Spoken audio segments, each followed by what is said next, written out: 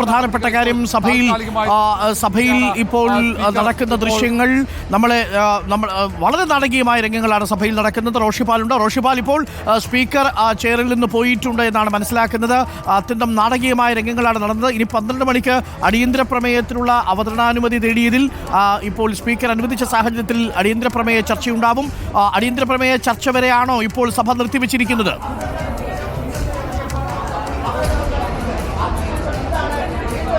അരുൺകുമാർ, ഇപ്പോൾ താൽക്കാലികമായി സഭാ നടപടികൾ നിർത്തിവെച്ചിരിക്കുകയാണ്.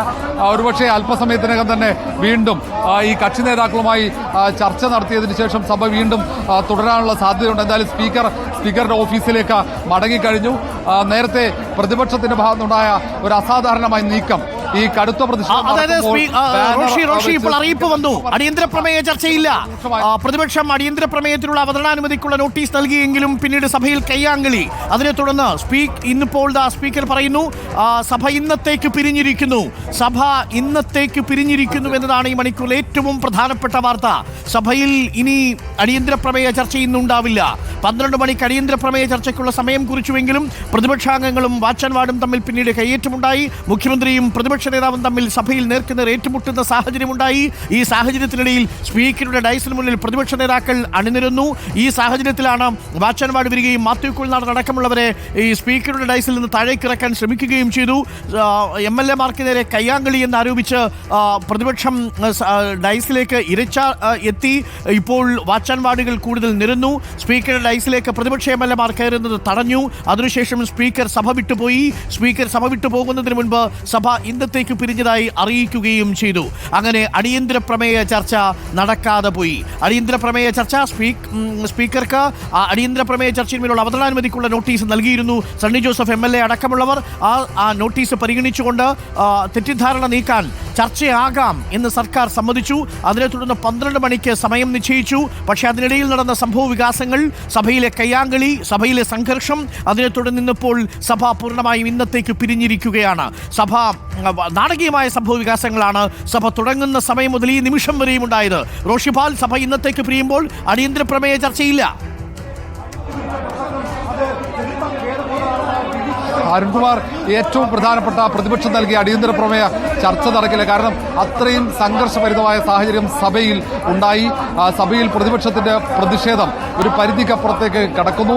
സ്പീക്കറുടെ ഡയസിന് മുകളിലേക്ക് കയറിയുള്ള പ്രതിഷേധത്തിലേക്ക് കാര്യങ്ങൾ എത്തുന്നു. സ്പീക്കറുടെ ചേംബറിലേക്ക്, ഡയസ് ഉൾപ്പെടെയുള്ള ആ ഭാഗത്തേക്ക് പ്രതിപക്ഷ അംഗങ്ങൾ ഒന്നായി കയറി അവിടെ മുദ്രാവാക്യം വിളിച്ചു പ്രതിഷേധിച്ചു. തുടർന്ന് വാച്ചൻ വാർഡർമാർ ഈ പ്രതിപക്ഷ അംഗങ്ങൾ മാത്യു കുഴൽനാടൻ, IC ബാലകൃഷ്ണൻ ഉൾപ്പെടെയുള്ള പ്രതിപക്ഷ അംഗങ്ങൾക്കെതിരെ ബലം പ്രയോഗിക്കുന്നു. അത് പ്രതിഷേധം കൂടുതൽ രൂക്ഷമാകാൻ വഴിയൊരുക്കുന്നു. മുഖ്യമന്ത്രി തന്നെ ഈ മുഖം മറച്ചുള്ള ബാനർ ഉയർത്തിയുള്ള പ്രതിഷേധം അംഗീകരിക്കാൻ കഴിയില്ലെന്ന് പ്രഖ്യാപിക്കുന്നു. ഭരണകക്ഷി അംഗങ്ങൾ കൂടി നടുത്തളത്തിലേക്ക് ഇറങ്ങാൻ തയ്യാറെടുക്കുന്നു. ഇരിപ്പിടത്തിൽ നിന്നും ഭരണകക്ഷികൾ ഇറങ്ങി മുഖ്യമന്ത്രിയുടെ അരികിലെത്തി നിൽക്കുന്നു. അങ്ങനെ ഒരു സംഘർഷഭരിതമായ സാഹചര്യം നമുക്ക് ഒന്ന് TV പ്രസാദിലേക്ക് കൂടി പോകണം. TV പ്രസാദ് സഭയ്ക്കുള്ളിലുണ്ടായിരുന്നു. ഈ സംഭവങ്ങൾക്ക് നേർസാക്ഷ്യം വഹിച്ചയാളാണ് TV പ്രസാദ്. മാത്യു കുഴൽനാടൻ MLA പിടിച്ചുമാറ്റി വാച്ചാൻ വാർഡർമാർ. സഭയിൽ പ്രതിപക്ഷ വാച്ചാൻ വാർഡ് കയ്യാങ്കളിയുണ്ടായി. പ്രതിപക്ഷ ബഹളത്തെ തുടർന്ന് സഭാ നടപടികൾ വേഗം പൂർത്തിയാക്കി നിയമസഭ ഇന്നത്തേക്ക് പിരിയുകയായിരുന്നു. TV പ്രസാദ് സഭയിൽ നിന്ന് കണ്ടത് നാടകീയമായ രംഗങ്ങളാണ്. ചോദ്യോത്തര വേള മുതൽ തുടങ്ങിയ നാടകീയമായ രംഗം ഇപ്പോൾ 10:40 ആകുമ്പോഴേക്കും ഇന്ന് സഭ പിരിയുന്ന രീതിയിലേക്ക് എത്തി. പ്രതിപക്ഷം ആവശ്യപ്പെട്ടതുപോലെ അടിയന്തര പ്രമേയം ചർച്ച ചെയ്യാമെന്ന് സർക്കാർ സമ്മതിച്ചതാണ്. ദൃശ്യങ്ങൾ സഭാ TV നൽകിയിട്ടില്ല.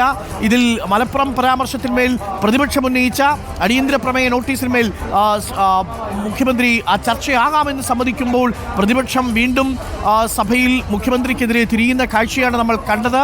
ഇതിൽ പ്രതിപക്ഷത്തിന് അടിയന്തര പ്രമേയം ചർച്ച ചെയ്യാൻ താല്പര്യമില്ലാത്തത് കൊണ്ടാണ് ഇങ്ങനെയൊരു സംഘർഷമുണ്ടാക്കിയതെന്നും ഒളിച്ചോട്ടമാണെന്നുമാണ് പാർലമെന്ററി അഫയേഴ്സ് മന്ത്രി MB രാജേഷും പറഞ്ഞിരിക്കുന്നത്. അടിയന്തര പ്രമേയത്തിന്മേലുള്ള ചർച്ചയുടെ സാഹചര്യം നഷ്ടപ്പെട്ടിരിക്കുന്നു. ഇനി ഈ വിഷയം നാളത്തേക്ക് എടുക്കുകയും സാധ്യമല്ലല്ലോ TV പ്രസാദ്.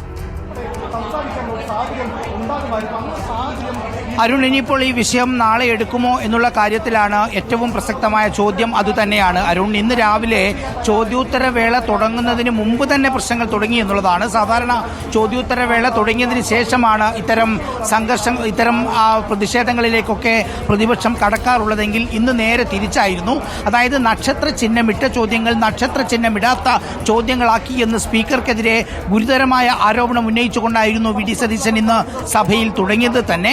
അവിടുന്ന് അങ്ങോട്ടേക്ക് പിന്നീട് സ്പീക്കറും അത് പ്രതിപക്ഷ നേതാവും കൊമ്പുകോർക്കുന്ന നിലയിലേക്ക് കാര്യങ്ങളെത്തി. അവർ തമ്മിലുള്ള തർക്കമായി. ഒരു ഘട്ടത്തിൽ സ്പീക്കറും വി ഡി സതീശനും തമ്മിൽ തർക്കമായി.